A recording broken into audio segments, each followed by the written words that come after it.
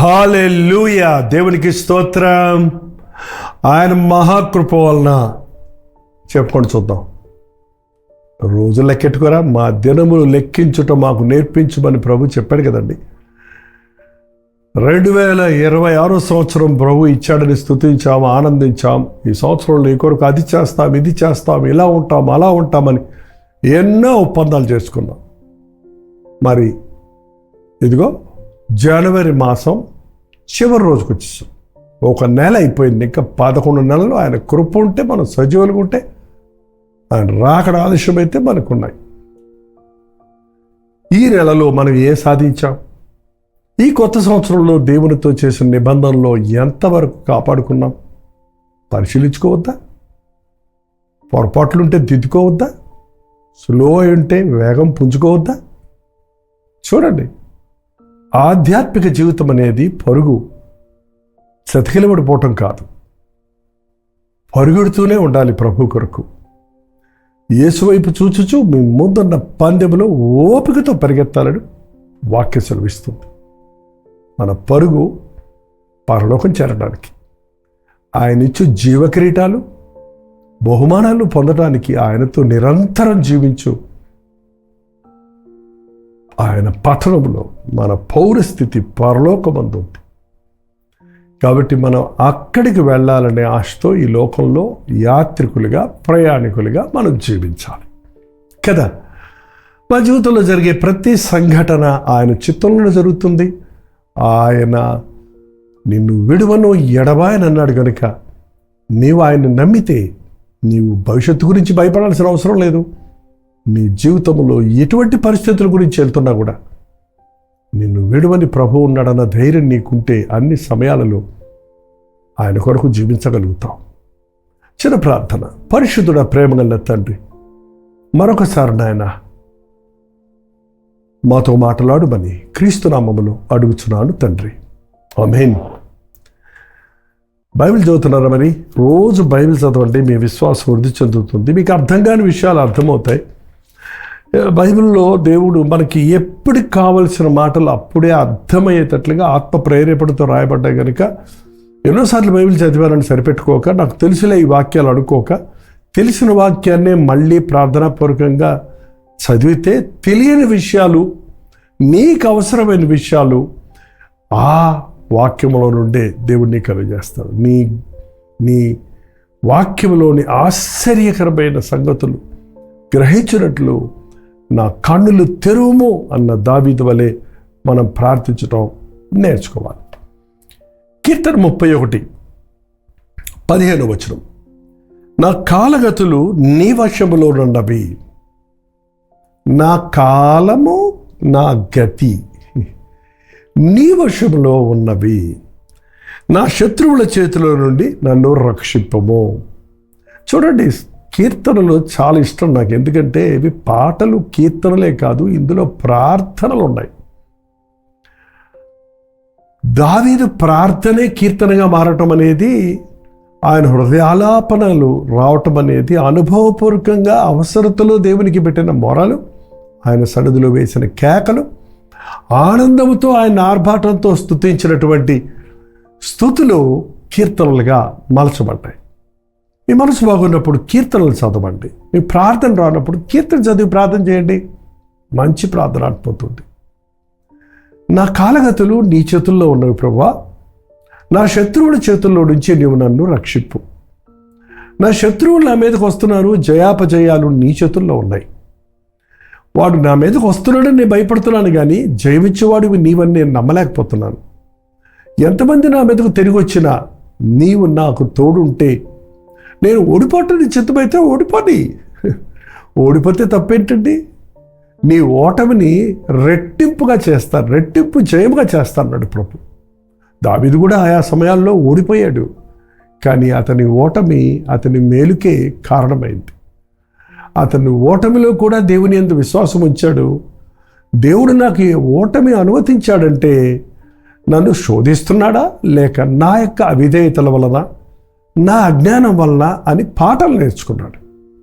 కాబట్టి ఎప్పుడు గుర్తుపెట్టుకోండి, మీ జీవితంలో ప్రభువుకి ఇచ్చిన తర్వాత ఏది జరిగినా అది ఆయనకు తెలియకుండా జరగలేదు. నా కాలగతులు, నా సమయాలు, నా క్యాలెండరు, నా గడియారము ఆయన చేతిలో ఉంది. ఏ సమయానికి ఏం జరుగుతుందో ఎవరికీ తెలీదు. కానీ ఏ సమయానికి ఏం జరగాలి నా జీవితంలో అన్నది నా దేవునికి తెలుసు. చాలామంది మనం దేవునికే తెలివి లేదనుకుంటున్నాం. నువ్వు దేవునికంటే తెలివైనోడు అనుకుంటున్నావు. నీ ప్రణాళికలు గొప్పగా ఉన్నవి, దేవుడు నీ కొరకు ఆశించినవి చాలా చిన్నవి అనుకుంటున్నావు. నో. ఆయన తలంపులు, ఆయన ప్రణాళికలు ఆ భూమికి ఆకాశం ఎంతెత్తుందో అంతెత్తైనవిగా ఉన్నాయి. ఈ రోజున నీ జీవితంలో ఏ స్థితిలో ఉన్నావో తెలియదు, కానీ ఒక్కొక్కసారి మనం కృంగిన స్థితిలో ఉంటుంటాం, నిరుత్సాహంలో ఉంటుంటాం, ఓడిపోతుంటాం, అవమానాలు పొందుతుంటాం, అనవసరంగా నిందలు భరిస్తుంటాం. ఎందుకు ప్రభు నాకు ఈ నింద? నేను నీ కొరకు జీవిస్తున్నాను కదా, నిన్నే మయంపరుస్తున్నాను కదా, నాకెందుకు? నన్ను మిస్అండర్స్టాండ్ చేసుకుంటున్నారేంటి ప్రజలు? నా గురించి దుమారా లేపుతున్నారేంటి? నన్ను అవమానాలు పాలు చేయడానికి ప్రయత్నిస్తున్నారే, నన్ను విమర్శిస్తున్నారే. అయ్యో, చాలాసార్లు అలా అనిపిస్తుందండి. కానీ దేవుడు అనుమతించకుండా ఏది జరగదు. చీపోడా అని దావీదును తిడుతుంటే పక్కన వాళ్ళ కోపం వచ్చింది. నువ్వు అను, నేను పోయి వాడి సంగతి చెప్తానంటే ఊరుకో అయ్యా.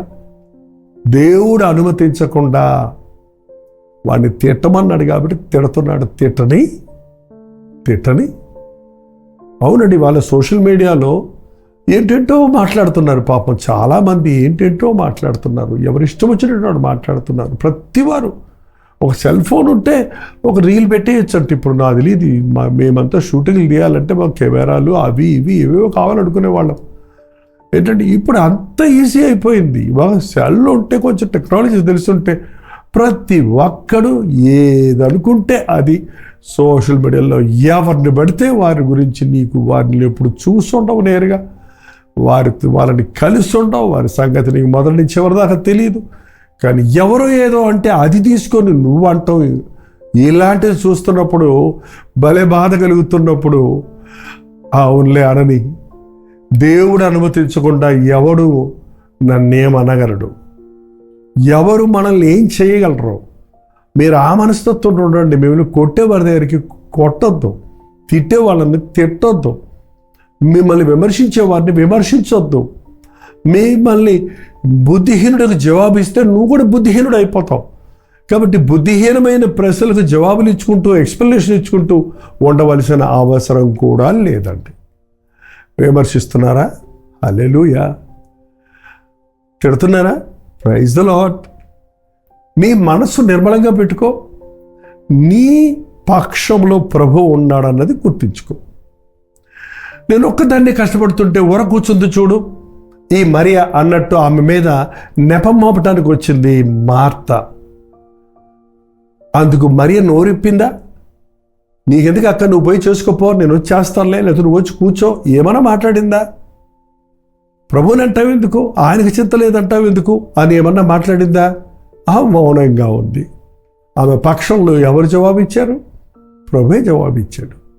అవును, నీ పక్షంలో ఎవరైనా అనవసరంగా నీకు కీడు చేస్తే, నిన్ను బాధ పెడితే, నీవు పగ తీర్చుకోవటం నా పని, నేను చూసుకుంటానన్న ప్రభు మాట మీద నమ్మకం ఉంచాలి. నా కాలగతులు ఆయన చేతుల్లో ఉన్నాయి. నాకు ఏది జరిగినా అది ఆయన వల్లే కలిగింది. మేలైతే దేవుడు, కీడైతే కాదనుకుంటున్నావా? మేలైనా కీడైనా దేవుని వల్లే కలిగింది. ఆయన నామానికే మహిమను కలుగును గాక అన్న యోబు వంటి భక్తి మనం కలిగి ఉండాలి. దావీదు తన జీవితంలో ఎన్నో శ్రమల్లోంచి వెళ్తున్నాడు. గొల్లియాతును చంపాడన్న మాటే కానీ, రాజ్యాన్ని రక్షించాడనే కానీ, ఇశ్రాయేలీయులందరినీ విడిపించడానికి కారకుడయ్యాడే కానీ, ఆ తర్వాత అతను తినటానికి తిండి కూడా లేని పరిస్థితుల్లో తిరుగులాడాల్సి వచ్చింది అన్నప్పుడు, ప్రాణం గుప్పిట్లో పెట్టుకొని గుహలమట తిరగాల్సి వచ్చింది అన్నప్పుడు, ఎందుకు నాకు ఇటు బాధ, ఎందుకు నాకు ఈ శ్రమ, నేను నీ పక్షంలో నీ నామంలో పోరాడాను కదా, నీవిచ్చిన జయాన్ని సంపాదించి ఈ దేశానికి మేలు చేశాను కదా అని ఎక్కడ పితూరులు చెప్పలేదు. కానీ ఎక్కడికి వెళ్ళినా దేవుడు తనకు తోడై ఉన్నాడన్న విషయాన్ని గుర్తించాడు కాబట్టే అతడు ధైర్యంగా ఉండగలిగాడు. మన కాలగతులు ఆయన చేతుల్లో ఉన్నాయి. ఏ సమయానికి నీ జీవితంలో ఏం జరగాలన్నది ఆయన చేతుల్లో ఉంది. నీకు ఏది ఎప్పుడు కావాలన్నది ఆయనకి తెలుసు. నీ పరిస్థితి ఎలా ఉందన్నది ఎప్పటికప్పుడు ఆయన ఎరుగుతూనే ఉన్నాడు. ఆయన విడిచిపెట్టేవాడు కాదు, మర్చిపోయేవాడు కాదు. ఒకవేళ నీకు ఆలస్యం అవుతుంది అనుకుంటున్నావేమో కానీ నిన్ను ఎప్పుడూ విడువని ఎడబాయనన్న ప్రభు ఆలస్యమైతే అత్యధికమైన దీవెనలు ఇచ్చేవాడు. నా కాలగతులు దేవుని చేతుల్లో ఉన్నాయని నమ్మినోడికి ప్రశాంతంగా నిద్రపోతాడండి. పడకి వెళ్ళినప్పుడు మీరు నిద్రపోతున్నారా? రేపటి గురించి చింతించుకుంటూ వాళ్ళు ఇలా అన్నారే, వీళ్ళు ఇలా అన్నారే, రేపు ఈ బిల్లు కట్టాలి, రేపు అక్కడికి వెళ్ళాలి, ఇది ఎలా, అది ఎలా, ఇది ఎలా, ఇది ఎలా అని ఎప్పటి గురించో ఆలోచించుకుంటూ ఉన్నారా? యెహోవా ఇరే, ఆయన చూచుకుంటాడు. నీ భారము యెహోవా మీద మోపము, ఆయన అనుదినము మన భారాలు భరిస్తున్నాడు. నీ చింత యావత్తు ఆయన మీద వెయ్యి. ఆయన నీ గురించి చింతిస్తున్నాడు. నువ్వు నిన్ను గురించి ఆలోచించుకునే దానికంటే ఆయన నిన్ను గురించి ఎక్కువ ఆలోచిస్తున్నాడండి. నిన్ను కంటి పాపను కాపాడినట్లుగా కాపాడటానికి ఆయన ఎప్పుడు కుడుకడు, నిద్రపోడు అన్నట్టుగా నిన్ను కాస్తూ ఉన్నాడు. నీకు నిజంగా దేవుని మీద విశ్వాసం ఉంటే నువ్వు కలవరపడవు. నీ హృదయములను కలవరపడనీకుడి, నా యందు విశ్వాసం ఉంచండి అని ప్రభు చెప్పాడు. ఈ రోజున చూడండి, ఈ నెలాఖరుకు వచ్చేటప్పటికి చాలామంది జీవితాల్లో అనుకున్నవి చేయలేకపోయామే, ఏమీ సాధించలేకపోయామనే దిగులు కూడా ఉంటుంది. కానీ దిగులు చెందటం వల్ల ప్రయోజనం లేదు. దేవుని కృప కొరకు వేడుకోనండి, దేవుని శక్తి కొరకు వేడుకోనండి. నిన్న మొన్న కూడా ప్రార్థన గురించే చెప్పాను. మీరు నిన్నటి మొన్నటి అనుదిన ధ్యానాలు వినకపోతే నిన్న మొన్న అనుదిన ధ్యానాలు కూడా వినండి. దేవునికి మొరపెట్టండి, దేవుని సన్నిధిలో ప్రార్థించండి. దేవుడు తన అద్భుత కార్యాలు జరిగిస్తాడు. కనీసం నా ముందున్న ఈ సమయంలోనైనా నాయన నీ చిత్తంలో నీవు ఆశించిన స్థాయిలో నేను జీవిస్తాను. నాకు నీ ఎరుక లేకుండా ఏ కీడు జరగదు, ఏ మేలు జరగదు. ఆనాడు బెల్షజరు దేవుణ్ణి స్తుతించడం మానేసి తిని తాగి గొంతులేస్తున్నప్పుడు దానియేలు చెప్పిన వాక్య భాగం మెనెమెనే టెకేలు ఫేరసీన్ అనే ఆ వ్రాతను చదివి వివరించి చెప్పిన విషయంలో ఒక మాట అన్నాడు చూడండి. నీ ప్రాణమును, నీ సకల మార్గములను ఏ దేవుని చేతుల్లో ఉన్నవో ఆ దేవుని నువ్వు గణపరచలేదు కాబట్టి ఇదిగో దేవుని ఉగ్రత నీ మీదకి వచ్చింది. ఈరోజు నీతో కూడా, నాతో కూడా, మనందరితో కూడా అదే చెప్తున్నాడు. నీ ప్రాణము, నీ సకల మార్గాలు ఏ దేవుని చేతుల్లో ఉన్నవో ఆ దేవుని ఘనపరచు. ఆ దేవుడు మేలే గాని కీడు చేయడు. ఆ దేవుడు నిన్ను విడువడు, ఎడబాయడు. తనకు కనిపెట్టుకున్న వారి, తన కొరకు కనిపెట్టుకున్న వారికి ఆయన జవాబిస్తాడు. మీ అనుదిన ధ్యానంలో దేవునితో సహవాసం చేయటం, వ్యక్తిగతంగా దేవునితో ప్రార్థన చేసుకొని ఆధ్యాత్మికంగా బలపడటం అభ్యాసం చేసుకోండి. దేనిని గురించి చింతించకండి, కానీ మీ చింత యావత్తు ఆయన మీద వేయండి. ప్రార్థన. పరిశుద్ధుడా, ప్రేమగల తండ్రి, ఎన్నోసార్లైనా మా ఆతృతతో, యాంగ్జైటీతో, స్ట్రెస్తో మేమెన్నోసార్లు కృంగిపోతున్నాం. ఇదెందుకు, అదెందుకు ఇలా జరిగింది, ఈ బాధ ఏంటి, ఆ కష్టం ఏంటి, ఏంటి, అవమానం ఏంటి, ఇవన్నీ దేవుడు నా కొరకు మేలుగా మార్చగలడని, ఆయన ఉద్దేశములలో ఒక భాగమేనని, ఈ స్థితిగతుల్లో నుండి నన్ను నడిపిస్తూ ఆయన నాకు అనుభవాలు నేర్పిస్తున్నాడని, ఆయన మీద ఆధారపడటం నేర్పిస్తున్నాడని గ్రహించుటకు ఎప్పుడు మేము బలహీనమో అప్పుడు బలవంతులమోనట్లు నిన్ను నమ్ముచున్నామయ్యా. నన్ను బలపరచుము అనేందు నేను సమస్తము చేయగలనన్న పౌలు వలె బలహీన సమయాలలో ఒంటరి సమయాలలో నా ప్రభువు నన్ను విడవలేదు, నాతో ఉన్నాడన్న ధైర్యము విశ్వాసం మా కలుగు చేయి. ఎవరెవరు ఇటువంటి స్థితిగతుల్లో నుంచి వెళ్తున్నారో, ఎలా కుమిలిపోతున్నారో, ఎందుకు నాకు ఈ కీడు, ఎందుకు నాకు ఈ బాధ, ఎందుకు నాకు ఈ లోటు, ఎందుకు నాకు ఈ శ్రమన్న వారిని ఈ సమయంలో తండ్రి నీవే ఆదరించి వారికి కావలసిన విశ్వాసమును అనుగ్రహించు తండ్రి. నీకు మొరపెట్టడం మాకు నేర్పించు, నీ మీద ఆధారపడటం నేర్పించు. నీ యందు విశ్వాసం ఉంచిన వాడు కలవరపడరన్న మాట అక్షరాల మా పట్ల జరగనిమ్మని యేసు క్రీస్తు నామములో అడుగుచున్నాను తండ్రి, ఆమేన్.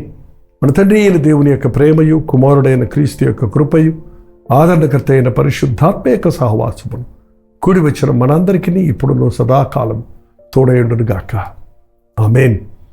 అవునండి, దేవుడు వెళ్ళి సాయం చేస్తాడు. మీ ప్రార్థన వసతుల భారాలు మాకు కూడా తెలియజేయండి. మీ పక్షంలో మేము కూడా విజ్ఞాపన చేస్తాం.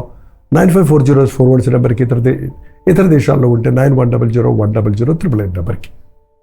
Doctor Deepal YouTube channel subscribe చేయండి, లైక్ చేయండి, షేర్ చేయటం మర్చిపోకండి. ప్రవచితమైతే మధ్యాహ్నం 3 గంటలకు హెచ్చరిక, అలాగే రాత్రి 9 గంటలకి కల్వరి ప్రతి తోడిలో మళ్ళీ కలుసుకుందాం. అంతవరకు దేవుని మహాకృప మీకు తోడైనగాక.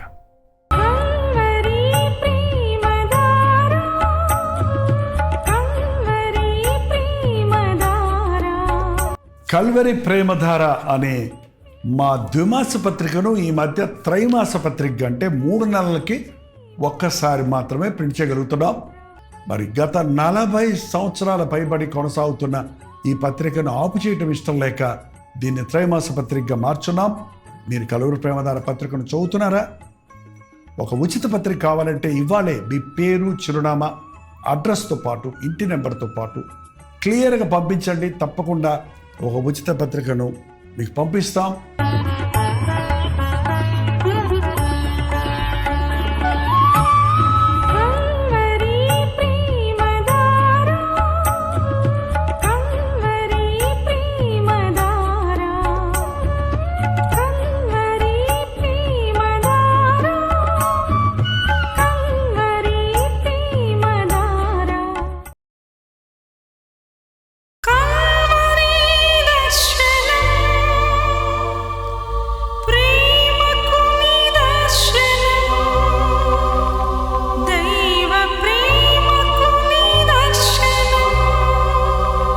తెలుగు, తమిళ, హిందీ, మలయాళం, బెంగాలీ, ఒరియా అనే 6 భాషల్లో టెలివిజన్ ప్రోగ్రామ్స్ కొనసాగుతూనే ఉన్నాయి.